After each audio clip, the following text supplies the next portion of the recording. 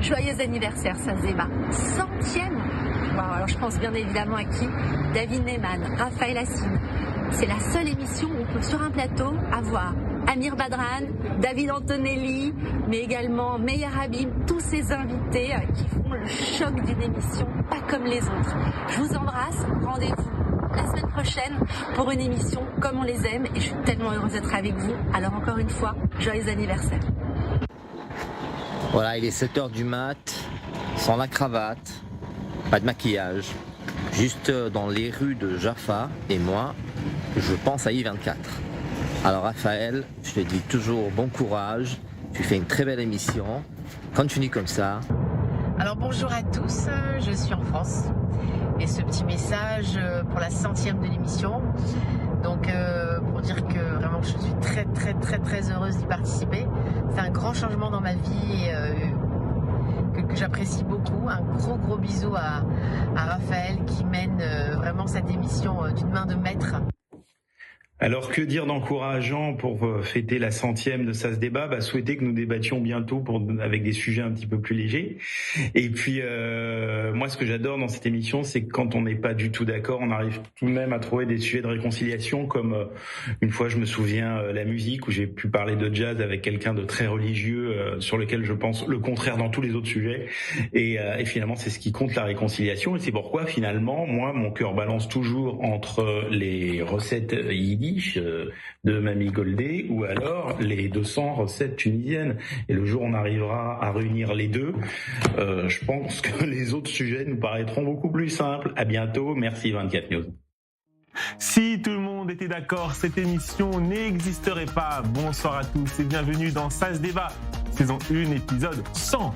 100, comme les 100 raisons que j'ai de vous dire merci pour votre fidélité à i24 News et à ce rendez-vous devenu soir après soir un espace de confrontation d'idées et de débats passionnés. Je sais, cette émission vous agace parfois. Vous m'écrivez même que certains soirs, vous avez envie de casser votre télévision. Surtout, ne le faites pas, car si Ça se débat suscite autant de réactions, c'est précisément parce qu'elle donne la parole à des opinions différentes, parfois opposées, mais toujours assumées.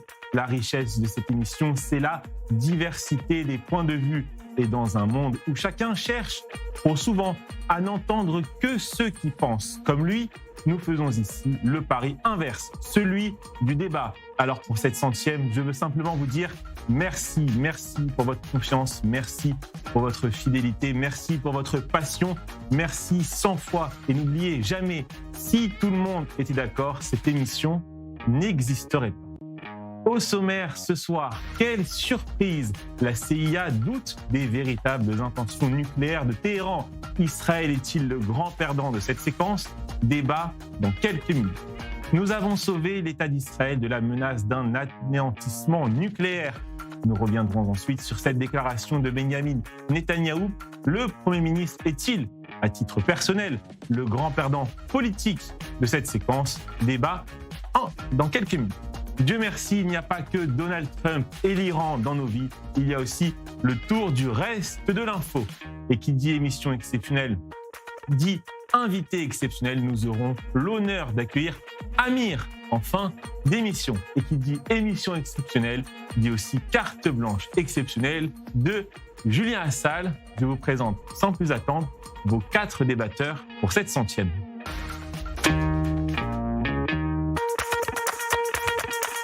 Ça se débat, saison 1, épisode 100, en compagnie de Guy Poran. Bonsoir Guy, comment allez-vous? Bonsoir Raphaël, très bien, merci. Comme d'habitude, je vous propose une petite information pour commencer.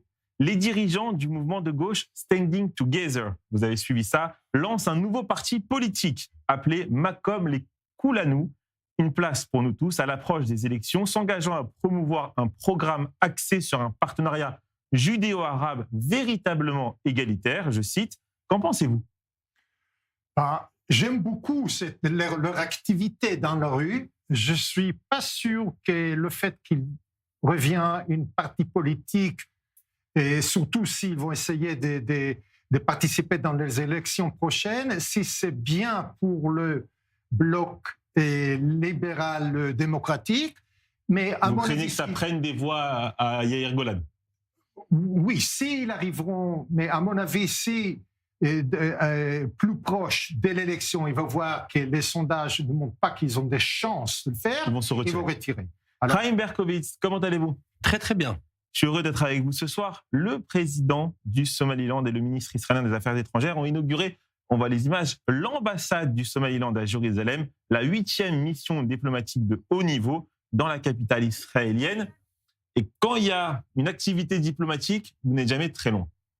Je ne suis jamais très loin, mais moi je voudrais vous parler d'autres possibilités. Vous savez, je viens de revenir de Madagascar, et là-bas je me suis entretenu avec le président, et lui aussi est prêt à ouvrir demain une ambassade à Jérusalem. C'est un scoop dans Ça se débat ce soir. Et à Paris, je salue Barbara Lefebvre. Bonsoir Barbara. Bonsoir. Barbara, avons-nous la maîtrise de nos paroles ou peut-on être heureux quand les autres ne le sont pas ? Quel sujet auriez-vous choisi si vous aviez passé le bac de philo ? Je pense que j'aurais choisi avons-nous la maîtrise de nos paroles ? Parce que c'est un beau sujet.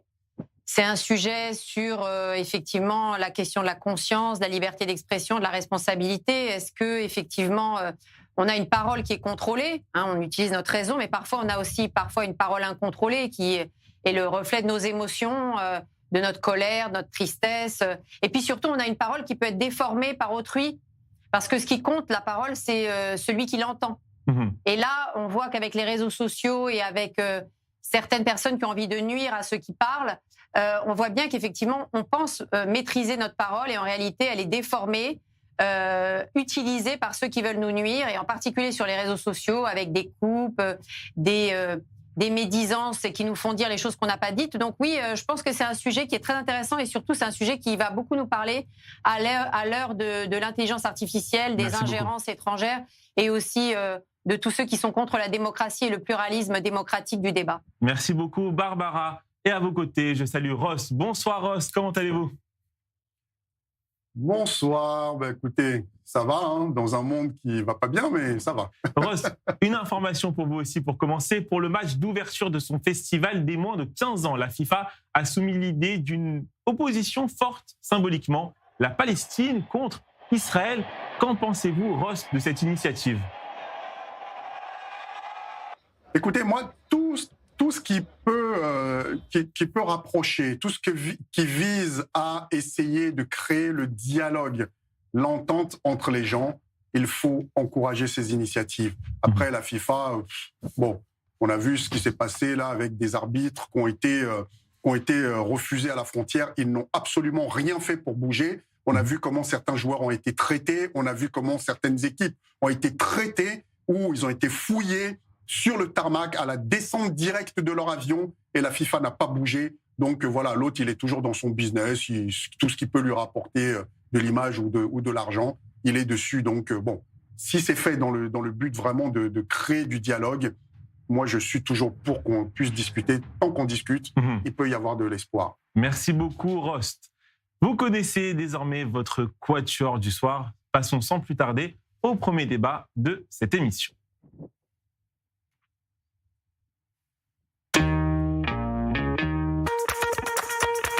Le directeur de la CIA a déclaré à Donald Trump que les preuves recueillies par les agences de renseignement américaines soulèvent de sérieux doutes quant à la volonté de l'Iran de faire les concessions nucléaires que les États-Unis recherchent dans tout accord final. Cette information publiée par nos confrères d'Axios a inspiré l'équipe de Ça se débat et nous avons posé cette question au débatteur du soir. Israël est-il le grand perdant de l'accord États-Unis-Iran ? Rost a répondu oui. Et Barbara Lefebvre a répondu non. Ça se débat, saison 1, épisode 100, face à face numéro 1, c'est parti.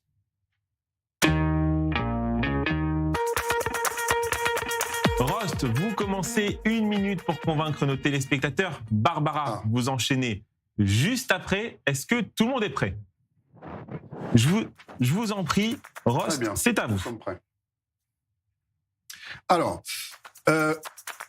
personne ne fait confiance à personne dans toute cette histoire depuis le début, parce que les uns disent quelque chose, l'autre, ils disent l'inverse. Dans quelques heures après, on connaît Donald Trump et son habitude par rapport à ça, et donc avec sa coalition, évidemment. Mais y a-t-il des gagnants dans une guerre ? Dans une guerre, il n'y a que des perdants. Donc, Personne n'est gagnant dans toute cette histoire. Les États-Unis, comme on dit, les États n'ont pas d'amis, ils n'ont que des intérêts. Donc, évidemment, Trump a été obligé, je ne sais pas par quoi il est tenu, encore une fois, moi je pense qu'il y a l'affaire Epstein dans l'histoire, et donc il a suivi Netanyahou qui l'a obligé à y aller, et aujourd'hui on voit ce qu'il en est. Le détroit d'Ormuz qui était ouvert avant tout ça, aujourd'hui on se bat pour que ça soit rouvert, et donc on dit que c'est une belle victoire. Donc tout le monde est perdant dans toute cette histoire, et donc que Netanyahou, moi je suis ravi, et j'espère que ça va servir à ce que les Israéliens prennent conscience que aucun extrémiste ne les emmènera vers la paix. Il n'attend pas. Barbara, c'est à vous. Ah, il y a un problème. Oui, merci. Oui, donc non, Israël n'est pas perdant parce que, effectivement, si on regarde dans l'immédiat, dans les 24 heures qui viennent de s'écouler, on pourrait dire que oui, mais déjà avec Donald Trump, la situation a le temps de changer encore 10 fois. Et surtout, ce mémorandum qui a été signé n'est qu'un mémorandum économique. L'objectif, c'est uniquement rouvrir le détroit d'Ormuz et calmer la base MAGA, largement antisémite d'ailleurs, de Trump. Mais en réalité, on sait très bien, et aujourd'hui d'ailleurs, les chancelleries du Golfe elles-mêmes s'inquiètent de la suite qui sera donnée à ce mémorandum, parce qu'ils n'ont aucune confiance. Les Émirats, l'Arabie Saoudite n'a aucune confiance dans l'Iran. Donc aujourd'hui, Israël peut sembler être en recul, mais en réalité, depuis 2 ans et demi et la guerre déclenchée par le Hamas, qui est un proxy de l'Iran, donc qui a fait cette guerre avec le soutien logistique de l'Iran, il y a au contraire un grand réajustement de la région avec des nouvelles alliances, en particulier les Émirats arabes unis qui se tournent vers Israël. En revanche, le Qatar continue de jouer un rôle très dangereux. Merci et il a joué un rôle essentiel dans ce mémorandum criminel. Merci beaucoup. Barbara, Chaim, est-ce que vous êtes d'accord avec Rost ou avec Barbara? Je suis plutôt d'accord avec Barbara. Je vais vous dire parce qu'en réalité, on a eu une personne qui s'appelle Donald Trump qui a fait énormément de bien pour Israël. Cette période, elle est peut-être révolue et aujourd'hui, Israël va continuer toute seule. Mais nous ne sommes pas perdants. Nous avons énormément gagné de ce président et on peut le remercier pour tout ce qu'il a fait. Personne ne croyait en une attaque commune entre les États-Unis et Israël contre les infrastructures iraniennes il y a 1 an et demi. Tout le monde disait que c'était impossible. Voilà. Donc, non seulement ça a été possible, et ça a été fait avec succès. On a eu des victoires. Est-ce qu'on a tout fini? On n'a pas tout fini. Mais aujourd'hui, vous pouvez rigoler. Aujourd'hui, on a réussi à faire des choses grâce à Donald Trump. Est-ce que Donald Trump va revenir? Barbara l'a dit très simplement. Peut-être que oui, peut-être que non. Il va pouvoir changer d'avis. Non, on n'a pas tué. C'est pas une question de tuer des gens. On a aujourd'hui enlevé une menace. Non. On a enlevé une menace qui était très importante contre Israël. Et ça, on peut lui dire merci. Et aujourd'hui, on va peut-être continuer tout seul, mais on continuera. C'est incroyable qu'il y en a toujours les gens qui continuent de répéter cette fantaisie, même quand les réalités arrivent comme ça dans leur visage. Oui. Donald Trump, je dis ça depuis 2 ans dans ce plateau, c'est quelqu'un qui, les gens comme vous, a compté qui ce sera le sauveur d'Israël pour toujours. Je dis, le mec, il est fou, et comme il y a un mec qui est fou, on ne peut pas compter sur lui.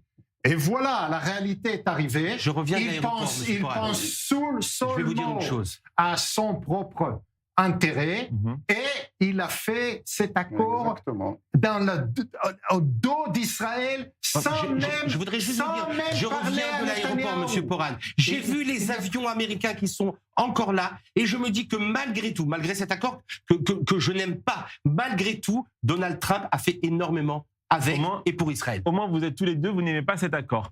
Barbara, sans moi, il n'y aurait pas d'Israël, a déclaré Donald Trump aujourd'hui. Comment vous interprétez cette phrase? Elle n'attend pas. C'est à moi, pardon. Barbara, oui, c'est à vous, Barbara. Je vous entends vraiment mal. Ah, il y a un problème de son, il faudrait qu'on règle en régie, s'il vous plaît. Allez-y, Barbara, c'est à vous. Lorsque Donald Trump dit « sans moi, il n'y aurait pas d'Israël ». Oui.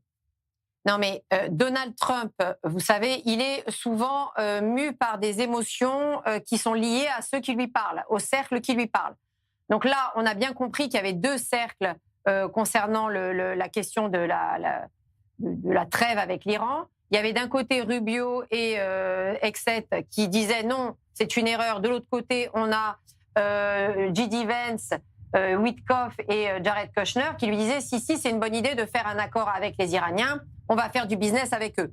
Donc là, je pense qu'en ce moment, il est du côté de ce groupe-là, avec en particulier le Qatar qui joue un rôle très important. D'ailleurs, Donald Trump l'a chaleureusement félicité le Qatar là au G7. C'était embrassade et compagnie. Donc je pense qu'en ce moment, Trump est sous cette influence-là. Et dans une semaine, ça peut changer. Dans une semaine, il peut se remettre à bombarder l'Iran et c'est reparti pour un tour et on n'y comprendra plus rien. Donc, je crois qu'Israël doit continuer à être dans sa stratégie.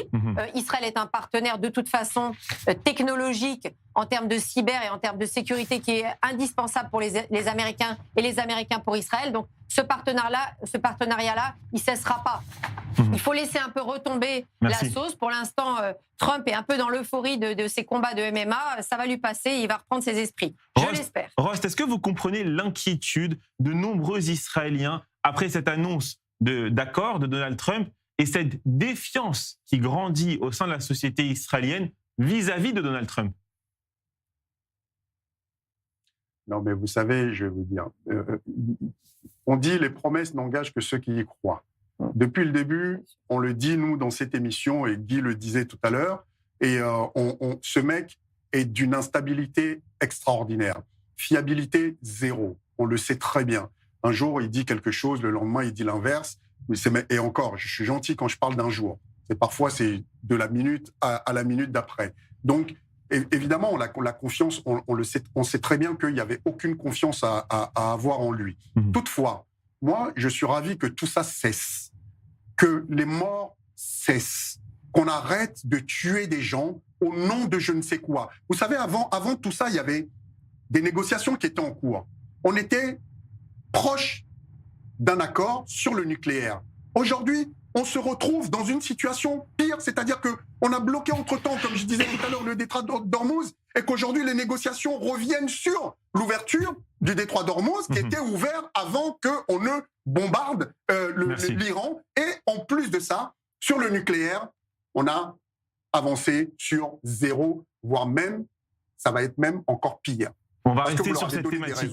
De faire ce qu'ils vont faire. On va rester sur cette thématique et on enchaîne tout de suite avec le second débat, cette fois consacré aux conséquences politiques de la signature de cet accord. En Israël, nous avons posé 7 questions aux débatteurs du soir. L'accord États-Unis-Iran signe-t-il la défaite de Benyamin Netanyahou aux prochaines élections? Guy Poran a répondu oui. Chaim Berkovitz a répondu non. Ça se débat, saison 1, épisode 100, face à face. Numéro 2, c'est parti. Guy, vous commencez 1 minute pour convaincre nos téléspectateurs, toujours au euro oui. Chaim, vous enchaînez juste après Guy. Est-ce que tout le monde est prêt? Ouais. Guy, c'est à vous. La défaite de Netanyahou aux prochaines élections est déjà scellée avant même l'accord catastrophique avec l'Iran. Sa responsabilité principale dans le renforcement de Hamas et de l'événement de 7 octobre, ainsi que son incapacité de transformer l'incroyable exploit militaire des soldats et pilotes de Tzahal en un succès politique stratégique, ont scellé son destin politique. Malgré les déclarations arrogantes de victoire totale, les Hamas et les Hezbollah n'ont pas été vaincus et l'Iran sorti de la guerre plus puissante stratégiquement que jamais. Cet accord humiliant, conclu dans les dos d'Israël, dissipe définitivement l'illusion de victoire que Bibi a tenté de nous vendre. Désormais, même le peuple américain et son président ont assez de Bibi. Il perdra les élections, c'est sûr. La question est combien de temps ça va prendre pour réparer tous les dégâts qu'il avait causés. Chaim, c'est à vous. Alors, contrairement à ce que vous dites, moi je pense totalement que Bibi ne sort pas perdant de toute cette situation. Pour la bonne et simple raison, c'est que Benjamin Netanyahou, appelé Bibi, eh bien c'est quelqu'un en politique qui nous a surpris plus d'une fois. Il faut regarder ce qui a été fait. Je suis d'accord sur plein de choses, qu'il y a plein de choses qui n'ont pas été réalisées jusqu'au bout, et c'est un problème. Mais malgré tout, aujourd'hui, ça a été quand même l'homme de la situation. Dans la bande de Gaza, nous avons récupéré une grande partie de la bande de Gaza. Nous avons enlevé la menace du Hamas, au moins pour un certain temps. Nous avons eu la même chose au Liban. Nous avions une menace permanente. On avait peur de rentrer en guerre contre le Liban. On a pu rentrer contre le Liban. Alors, malgré tout, et même avec l'Iran, nous avions une menace à l'ONU. On en parlait sans arrêt. Il y avait une menace qui était sur la tête d'Israël. Et ça, Benjamin Netanyahu a réussi à l'enlever. Et je pense que les Israéliens, parce que ce ne sont pas les Américains qui votent, mais les Israéliens, ils se rappelleront de tout ça et ils continueront malgré tout à voter pour lui.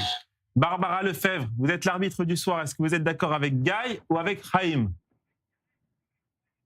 Non, mais enfin, déjà, on est en France, donc c'est compliqué. La vie israélienne et vraiment la vie politique israélienne est tellement intense et tellement turbulente. Mais c'est ça qui fait la magie et la grandeur de la démocratie israélienne. Je pense quand même que on ne peut pas dire si quelqu'un aurait fait mieux que Netanyahou après le 7 octobre, pire, mieux, je ne sais pas. Ce qui est sûr, c'est qu'à titre personnel, je me serais bien passée de la présence de Ben Gvir et de Smotrich, ça c'est sûr. Je m'en passais déjà avant, mais alors après le 7 octobre, je m'en serais encore plus passée et les Juifs de diaspora majoritairement se seraient bien passés de ces deux-là.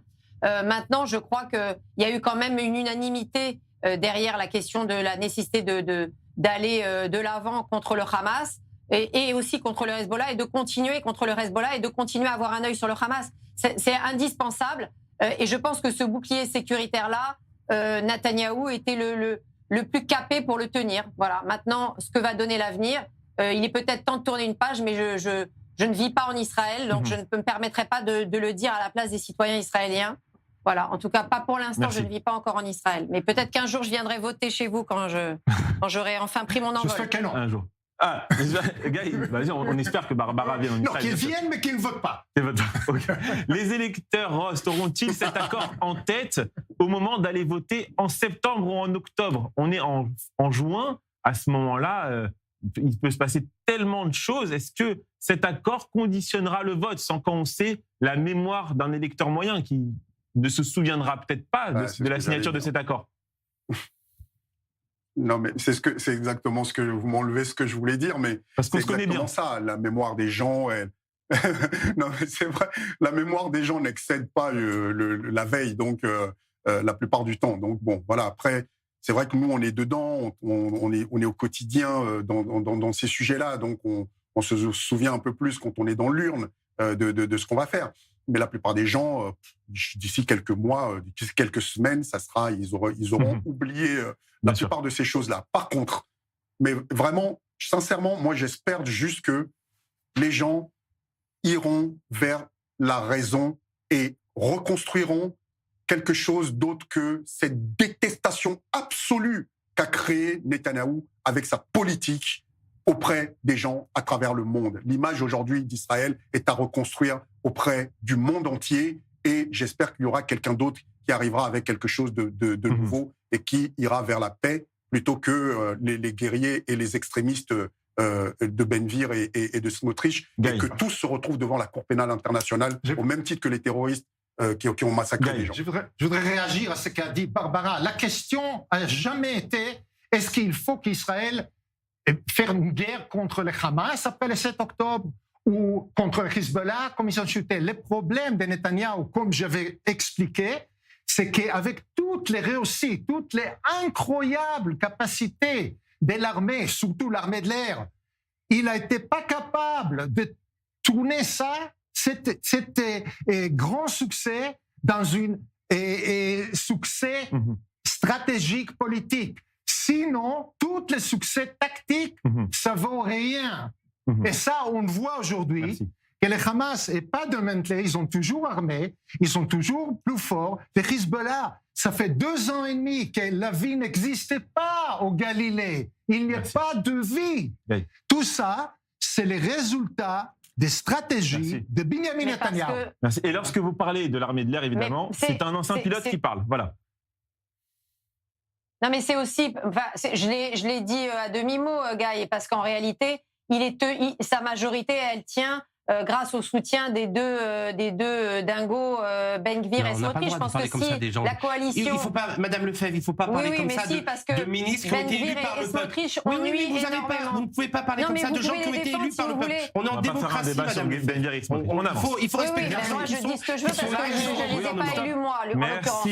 Mais vous avez parlé des jeux de diaspora. Moi, je vous dis simplement que ces gens-là n'ont pas aidé Netanyahou à justement faire ce gain politique qu'il avait entre les mains, en effet. Absolument. Donc, c'est eux qui lui ont gâché cette chance.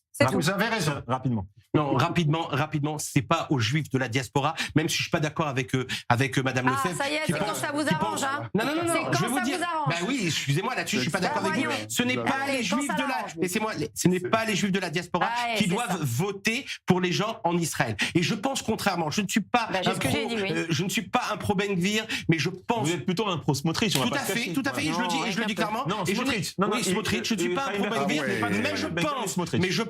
mais je pense que ces deux personnes ont permis d'aider Netanyahou sur une certaine politique en Israël. Stop. Merci à tous les quatre pour ces deux débats. Il me semble que d'autres débatteurs ont un message pour la 100e. Bonjour à toute l'équipe. Félicitations pour cette 100e émission.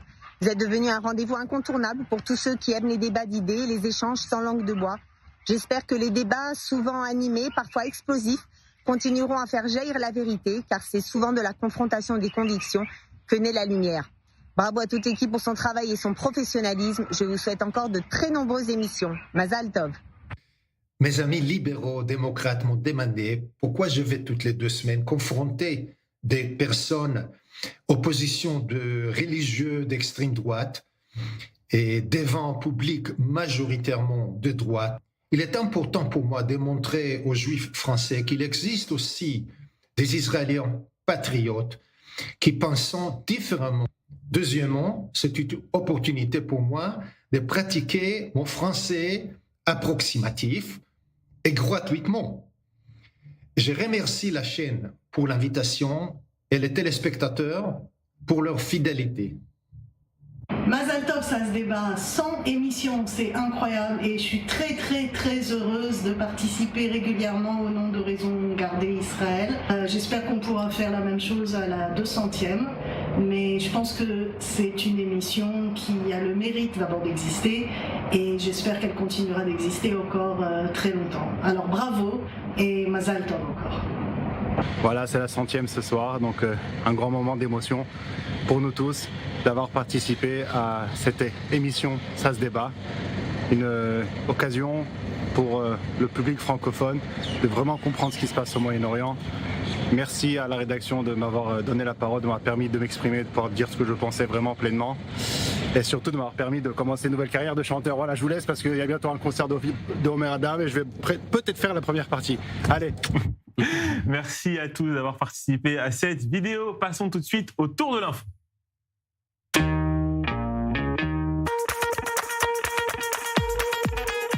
Rost, je commence avec votre information. La France Insoumise organise un meeting-concert pro-Palestine avec Médine à Strasbourg. En réaction, le mouvement de lutte contre l'antisémitisme lance une campagne internationale urgente appelant les dirigeants européens à empêcher Strasbourg d'accueillir le rappeur. Une réaction, Rost?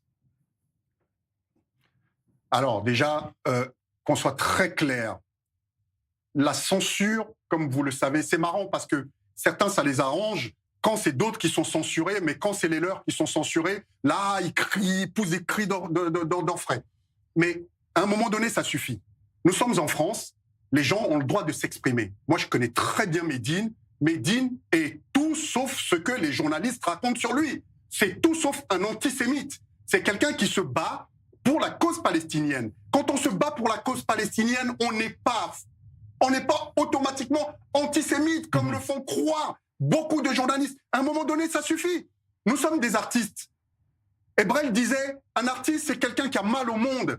Quand un artiste ne réagit pas lorsqu'il y a des injustices, lorsqu'il y a des violences, lorsqu'on massacre des populations, je suis désolé, pour moi, il n'a rien d'un artiste. Voilà. Donc, j'espère que ce concert aura lieu et que la République respectera tout le monde parle de droit d'expression et de liberté d'expression.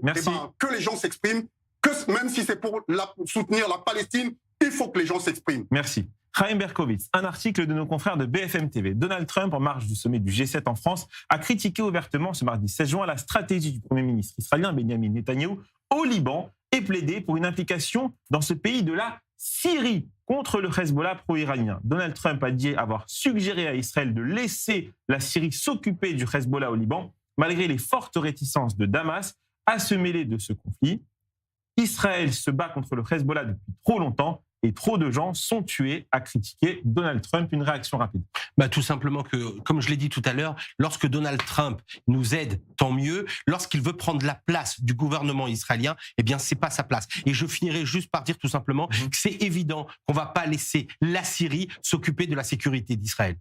Guy Poran, le porte-parole de la police israélienne, a qualifié Yair Golan de l'un des plus grands profanateurs d'Israël. Il a tenu ses propos en réaction aux déclarations de Yair Golan, selon lesquelles il surveillerait de près les forces de l'ordre pendant les prochaines élections afin de s'assurer qu'elles n'agissent pas illégalement pour le compte du gouvernement. Une réaction ?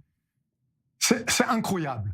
Yair Golan, c'est le député de la chef d'état-major qui a passé 38 ans dans la bataille pour Israël, a risqué son vie 1000 fois, qui a, même le 7 octobre, est parti et sauvé les gens là-bas lui-même, un patriote israélien, il n'y a pas plus.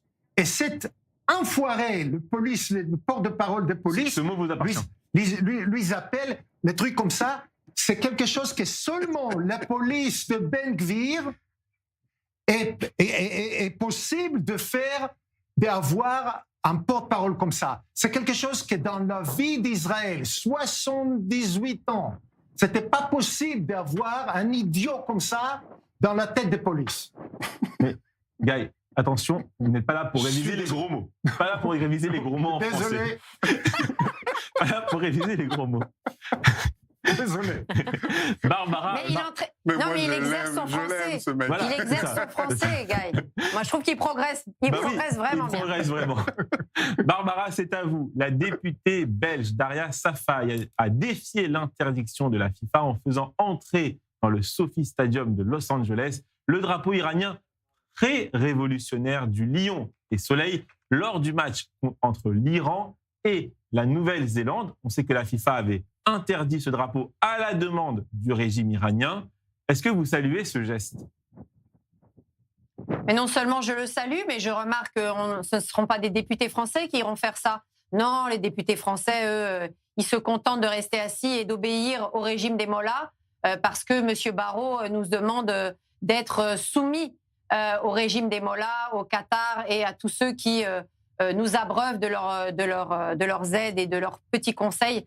Donc je félicite cette députée belge. En plus, venant de la Belgique, on sait à quel point c'est difficile aussi en Belgique de pouvoir exprimer un avis démocratique sur ces sujets. Donc bravo à elle. Et ça permet vraiment en miroir de voir la lâcheté française et qui continue à nous faire honte. Mais cette diplomatie macroniste est absolument catastrophique. Chaim, une réaction à cette information ? Non, je réagirais tout simplement pour dire que on mélange le sport avec de la propagande. C'est quelque chose qui ne devrait pas du tout avoir lieu. Vous soutenez cette députée belge qui a sorti ce drapeau du régime iranien qui date d'avant la révolution de Exactement. C'est la première fois que j'entends ça. Je n'ai pas regardé. Mais c'est quelque chose ça montre les divisions dans la société iranienne même. C'est-à-dire, c'est clair qu'il y a de instabilité, il y a des millions de peuples iraniens qui sont pour ce régime et des millions qui sont contre. Et j'ai vraiment des sentiments pour eux. Ross, une réaction à cette information de cette députée belge ? Bon, écoutez, moi, Barbara a tout expliqué, voilà. Et comme Guy dit, voilà, toutes les sociétés, elles sont fracturées entre guillemets entre les pros, les anti. Tous les dictateurs, de toute façon, moi je fais partie. Et c'est drôle d'ailleurs parce que d'entendre Berkovitch parfois, parce que Israël protège beaucoup de dictatures en Afrique.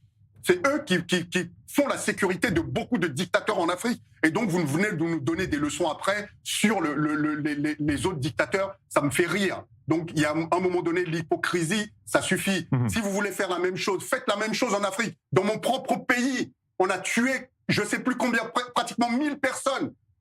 Justement parce que le président a changé la constitution pour se maintenir au pouvoir à vie. Il n'y a pas longtemps de ça. Et ils ont massacré les populations. Qui a réagi? Qui a fait quoi? Mais c'est fou avec Ross. C'est fou avec Ross. On massacre au Moyen-Orient, on aide à massacrer en Afrique. Quoi d'autre? Qu'est-ce qu'on fait d'autre, Ross? Parce qu'il faudrait l'entendre au bout d'un moment. Moi, vous voulez qu'on parle de la France qui a massacré à Madagascar? Vous voulez qu'on parle de Gallieni? Vous voulez qu'on parle de choses? Vous êtes en train d'inventer n'importe quoi. Il faut s'arrêter. Au bout d'un moment, il faut s'arrêter. Je vous parle de ce qui est en train de se passer. Moi, je vous parle aussi, Ross. Il faut arrêter. Il faut enlever ce mot de massacre. On ne massacre pas des gens. Chaque émission après émission, on entend massacrer. Non, on se défend quand on est accusé. Je suis désolé. Au bout d'un moment, il faut peut-être répondre à ça. Arrêtez de parler de massacre. Il n'y a pas de massacre. Je suis désolé. C'est un massacre. Une fois toutes les 2 semaines, ce débat, il existe. Mais au bout d'un moment, il faudrait peut-être s'arrêter. Il n'y a pas de massacre. Je veux entendre, je veux voir des chiffres. Eh bien si, vous avez massacré les Gazaouis. Non, on n'a pas massacré les Gazaouis. Les Gazaouis sont venus nous ont attaqués. Moi, je vous le dis. On n'a massacré personne. Je vous laisserai pas dire ça. Et chaque fois, et ça peut être même dans 2 émissions. À la 200e émission que je vous souhaite, eh bien, je vous le dirai, je répéterai la même chose. On n'a pas massacré les Gazaouis. On s'est battu contre le Hamas. On s'est battu contre des gens qui sont venus, qui ont torturé, qui ont massacré, qui eux ont massacré, qui ont brûlé des enfants, qui ont violé nos filles. On s'est défendu. C'est très différent. Vous avez massacré les Gazaouis. C'est faux. Chaque fois vous le direz, je continuerai à le dire. Je crois qu'on pourrait faire de ce dialogue un rap. Mais vous aussi, moi aussi, je continuerai à le dire. Eh ben, c'est pas grave. De ce dialogue un rap. Je pense pour créer la lutte. Non, mais j'ai dit, je pense que nous pourrions faire de ce dialogue vraiment où on entend beaucoup d'arguments un rap. Pour finalement essayer de. C'est dommage de réduire le rap à ça, parce que le rap porte beaucoup de messages. Ou une chanson, j'en sais rien. Mais alors vraiment, chacun est resté dans son couloir. Il n'y a pas eu d'argument, mais bon, bref, voilà. Alors, il y a des massacres, non, il n'y a pas de massacre, il y a des massacres, non, il n'y a pas de massacre, bon, bref. Il n'y a pas besoin d'arguments, Madame Lefebvre, il n'y a pas besoin d'arguments lorsqu'on attaque quelqu'un sans amener des preuves, etc. En disant que nous avons massacré des populations. Je veux bien l'entendre, je voudrais bien qu'on Barbara, je voudrais bien qu'on m'apporte les preuves de massacre. Oui, parce qu'on rentre à l'intérieur à chaque fois toutes les terroristes qui nous ont attaqués. Il n'y a pas besoin, il n'y a pas besoin. Mais je suis bien d'accord avec vous, mais qu'est-ce que vous voulez dire? Il utilise tout le temps ce mot-là, laissez-le dire, c'est tout. Est-ce que vous allez hurler? Ça sert à quoi? Ça sert à quelque chose pour bien montrer que c'est pas faux. On peut pas laisser une discussion comme ça. Entre Ross et moi, je dirais toujours ce que j'ai envie de dire. Sur le mot massacre dans la bande de Gaza, une réaction, on vous écoute dessus. Écoute, l'utilisation des mots, c'est une question subjective. C'est-à-dire, pour quelqu'un, le fait qu'il y avait des dizaines de milliers de morts, les 20 000 enfants, ça s'appelle massacre. Pour les autres, ça peut... Le fait, c'est qu'ils sont tués. Attendez, laissez-le finir. Attendez. Pour les autres, il y a beaucoup d'Israéliens qui pensent que c'est très mal et c'est malheureusement, et ils sont très tristes, mais ce n'était pas possible d'éviter parce qu'ils sont battus des Hamas. L'utilisation du mot massacre, c'est subjectif. Je comprends très bien pour certaines personnes que ça s'appelle massacre, parce que le fait qu'il y a des civils, des innocents civils, des quantités énormes qui sont tués, il y a certains, qui s'appellent massacre. Je finirai juste par une phrase en disant, lorsque nos enfants, j'entends ce que vous dites, mais lorsque nos enfants sont partis se battre pour défendre Israël, pour nous défendre, ils ne sont pas partis massacrer. Le mot massacre n'existe pas. Nous sommes partis nous défendre contre une offensive que nous avons eue. Tout simplement. Donc je bannis à vous êtes dans votre déni et dans votre mensonge dans toutes les guerres d'Israël. Dernière phrase. Dans toutes les guerres. Attendez, Rost. Dans toutes les guerres d'Israël et dans toutes les guerres du monde, il y avait des cas où il y avait certaines choses qui s'appellent crimes, parce qu'en guerre c'est quelque chose qui est très très mal. Et la question, moi j'ai aucun doute qu'il n'y avait pas d'intention d'Israël de faire un massacre ou de faire un génocide. Et il n'y a pas eu de résultat non plus. génocide, c'est quelque chose qu'il y a avec une intention. Il n'y avait pas d'intention de faire un génocide à Gaza, il n'y a pas de question. Monsieur. Au moins là-dessus, nous serons d'accord. Une information qui vient de nous Juste un dernier point. Oui. Dans ce cas-là, les bombardements alliés sur l'Europe pour nous libérer du joug nazi, c'était des massacres aussi. Il y a eu énormément de civils innocents, français, belges et même, on pourrait dire allemands, bien qu'ils aient soutenu le nazisme jusqu'au bout, mais il devait bien y en avoir quand même quelques-uns qui étaient contre le nazisme. Ils sont morts sous les décombres pour libérer l'Europe. Alors peut-être qu'aujourd'hui, on nous expliquerait que c'est des massacres. Moi, ma grand-mère, à Sfax, elle a subi les bombardements alliés et je peux vous dire qu'ils avaient peur que les bombes leur tombent dessus, mais ils savaient que c'était des bombes pour les libérer. Donc voilà, ils n'ont pas pensé, les Américains sont en train de nous massacrer. Allez tuer les Gazaouis et raconter leur... Et moi, je te raconte autre chose et tu ne veux pas écouter. Donc, mais ça, j'ai écouté. Voilà. Mais je t'ai écouté. Voilà. Ma grand-mère, elle s'est pris les bombes sur la tête et elle n'a pas pensé qu'on la massacrait. Voilà. Elle a pensé qu'on la libérait. C'est ton point de vue, mais les Gazaouis, on ne sait pas qu'on les libère. On apprend ce soir que l'Iran menace Israël d'une réponse sévère en cas de poursuite des frappes au sud Liban. L'Iran menace Israël d'une réponse sévère en cas de poursuite des frappes au sud Liban. Je m'excuse, j'ai pas entendu. Il y avait du bruit de truc, j'ai pas entendu. L'Iran menace Israël d'une réponse sévère en cas de poursuite des frappes au sud Liban. D'abord, l'Iran n'est plus en mesure de riposter de la même façon qu'elle a riposté au tout début de la guerre, et qu'elle tente de faire quoi que ce soit contre Israël, elle verra que Benjamin Netanyahou, le gouvernement et Israël sera riposté malgré tout, malgré le fait que peut-être les Américains ne seront pas là. On rythme cette soirée avec les messages de nos débatteurs. Tout de suite, une autre vidéo. Si tout le monde était d'accord, cette émission n'existerait pas. Mais c'est justement pour cela qu'on l'aime. Alors à Raphaël et à toute l'équipe de Ça se débat, je vous souhaite un grand Mazal Tov à l'occasion de cette 100e émission qui me passionne tout autant en tant que téléspectateur qu'en tant que participant. Un grand Mazal Tov à vous, je vous souhaite encore beaucoup de bonnes émissions avec de bons invités et puis surtout avec de bons débats. À bientôt, Mazal Tov. Shalom à tous, à l'occasion de la 100e de Ça se débat ce mardi, je voudrais souhaiter un grand Mazel Tov à toute l'équipe. Merci de nous donner la possibilité, entre Tel Aviv et Paris, de défendre Israël. Et je pense à beaucoup de personnes à qui on fait du bien. Et c'est touchant de voir qu'on peut faire plaisir à des gens, leur réjouir le cœur face à ce tsunami de désinformation et de mensonges vis-à-vis d'Israël.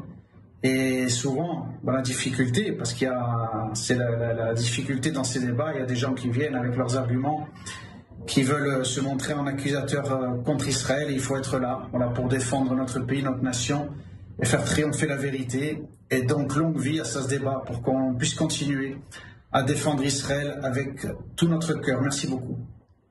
Un petit mot, Raphaël. Je sais que tu viens du même environnement que moi. Je sais que tu portes beaucoup de valeurs que nous portons ensemble. Ta couleur, ta religion, tes origines ne nous intéressent pas. Ce qui nous intéresse, c'est l'humain qu'il y a derrière. Et c'est tout ce combat que j'essaye de porter dans cette émission, cette voix que j'essaye de porter, c'est ça, même si parfois elle est mal comprise par certains. Je sais que les faiseurs de paix ont toujours tort d'avoir raison trop tôt, mais nous allons continuer parce que j'aimerais de mon vivant voir le peuple palestinien vivre avec le peuple israélien, soit ensemble, soit côte à côte, mais en tout cas dans la paix. Comme disait Gandhi, il n'y a pas de chemin pour la paix est le chemin. Regardez mon t-shirt. On va continuer de se battre pour ça. Merci à vous d'avoir envoyé ces vidéos, à tous les débatteurs qui ont participé à cette émission depuis l'émission numéro 1. Et pour conclure ce soir, cette émission, je vous propose de parler musique avec un artiste que vous adorez.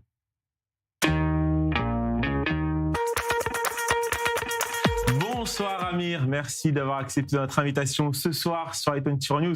Vous êtes adoré par nos téléspectateurs et vous n'imaginez pas comment mes proches ont réagi en apprenant que vous étiez mon invité ce soir. Amir, vous créez l'événement en montant sur scène à Tel Aviv ce jeudi à 20h45. On voit l'affiche qui s'affiche à l'écran. Amir, qu'est-ce que ça vous fait de monter sur scène en Israël? Est-ce que vous appréhendez cet événement comme un concert comme un autre, ou ceux-là ici sont un peu différents? Vous savez, on dit que c'est toujours plus compliqué de chanter devant sa famille. Et c'est dans les moments où il y a les gens qui nous connaissent le mieux et ceux qu'on a le plus envie d'impressionner qu'on se retrouve un peu largué, inquiet, plein de trac. Je suis exactement dans cet état-là. dans un état de grande émotion, d'impatience en même temps. C'est un énorme symbole pour moi que de venir chanter à Tel Aviv. C'est la ville depuis laquelle, dans mon petit appartement d'étudiant, j'ai fait mon casting pour The Voice en 2013. Et je savais pas que ça allait complètement m'arracher de ma vie, de mon pays, de mon métier de dentiste, et que je serais là aujourd'hui, 13 ans plus tard, à vous parler d'un concert. Enfin, c'est une date symbolique. C'est un retour, et j'ai longtemps hésité. Je voulais garder un côté très... Disons que j'appelais ça un sanctuaire, moi. Je pouvais me balader à Tel Aviv avec un pyjama, des tatanes. Tout était beaucoup plus libre. Je jouissais d'un grand anonymat. Et depuis quelques temps, il y a une série télé qui tourne, et il y en a d'autres qui arrivent. Et je sais pas, il y a un truc, finalement, la notoriété m'a rattrapé.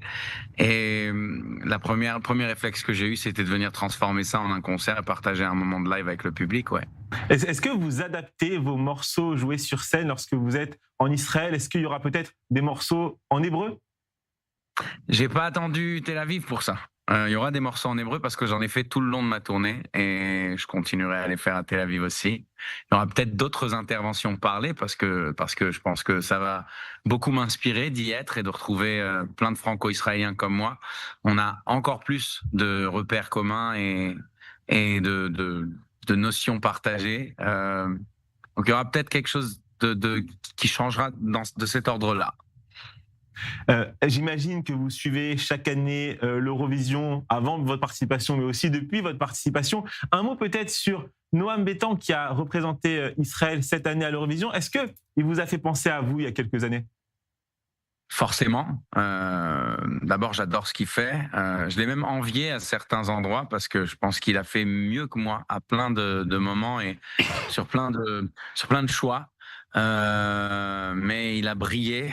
C'était à ça d'une victoire. C'était très impressionnant. J'ai tout suivi. Et comme je connais Noam depuis longtemps, j'avais l'impression de soutenir un ami. Voilà, je suis très très fier de ce garçon. Je pense qu'il a fait un chemin remarquable et que depuis qu'on se connaît, j'ai vu une métamorphose très impressionnante dans sa qualité musicale, vocale, et même dans... Je pense qu'un artiste est beaucoup aussi... comment dire, estimé par rapport à ce qu'il arrive à dire, à penser et à ce qu'il arrive à transmettre comme message au-delà de son art. Et ce garçon, je suis ses interviews, je le vois parler, il m'étonne dans sa maturité et je pense qu'il a un très bel avenir devant lui. Amir, j'imagine que jeudi soir, il y aura beaucoup de franco-israéliens dans la salle. Est-ce que vous arrivez aussi à attirer des israélo-israéliens non francophones vers votre musique? Alors, si à en juger par les réseaux sociaux, j'ai l'impression que oui, surtout depuis la série sur Keshet. Mais on va voir le soir même. En tout cas, je parlerai aussi en hébreu pour ceux qui ne parlent pas français. Pardon, j'ai mon fils qui me parle. Aucun Super, problème. mon amour. Les aléas du direct.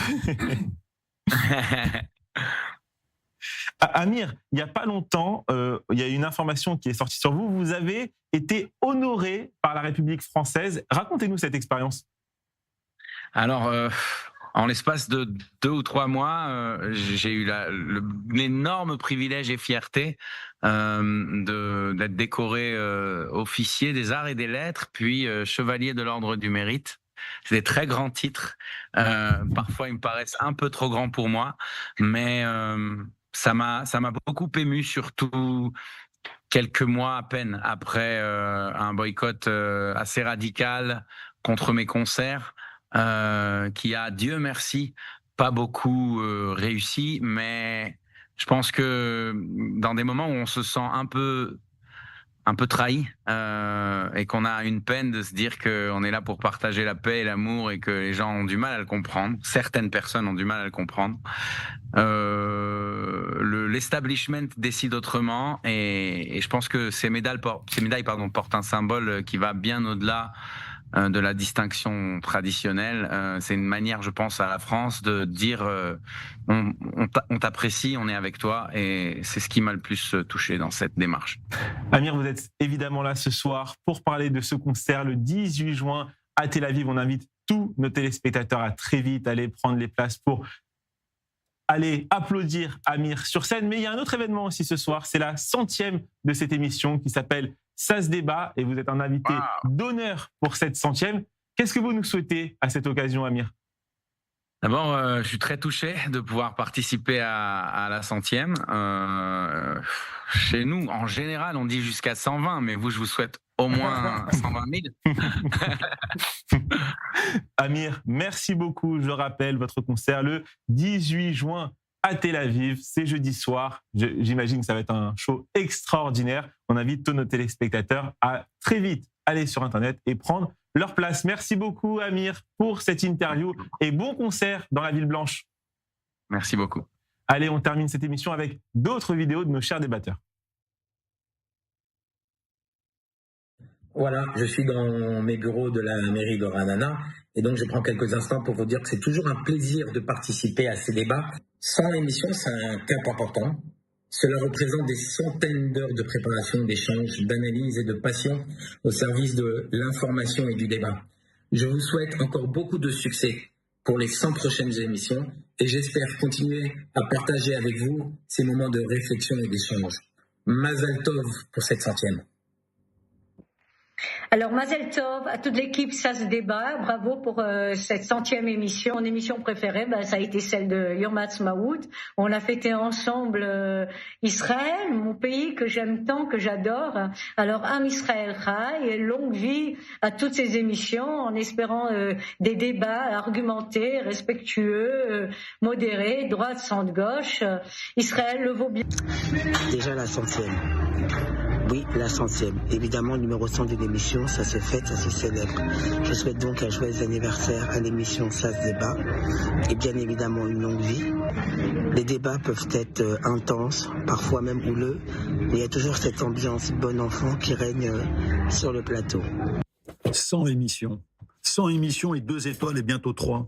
C'est absolument magique. Quelle année! Merci, parce que la télévision, c'est magique. Les filles se jettent à mes pieds maintenant dans la rue, la notoriété, c'est extraordinaire.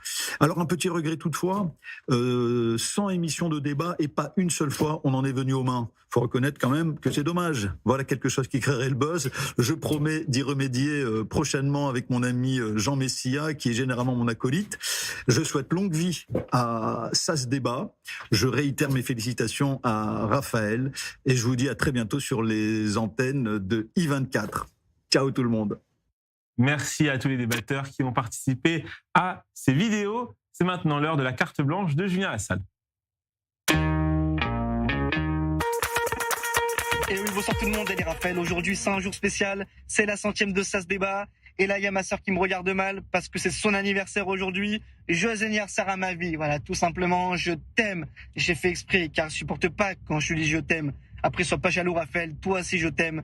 Toi et moi, Raphaël, c'est loin des yeux, près du cœur. Ma sœur et moi, c'est près des yeux, loin du cœur. Tu vois le délire? Mais que du bonheur pour ma sœur jusqu'à 120 ans. Alors, ça va être un peu plus long pour elle d'arriver à 120 ans que pour nous d'arriver à 120 émissions. On y est presque, Raphaël. Voilà. En fait, ma sœur et toi, Raphaël, vous êtes tout aussi importants dans ma vie aujourd'hui. Ma sœur, c'est mon espace de stockage personnel. Pas parce qu'elle m'envoie de l'amour, mais parce qu'elle t'envoie toutes mes vidéos depuis le début. Alors, si en ce moment, les stars du mondial occupent les écrans, chez moi, les véritables numéros 10, c'est ma sœur et Raphaël. Allez, à demain pour la 101e.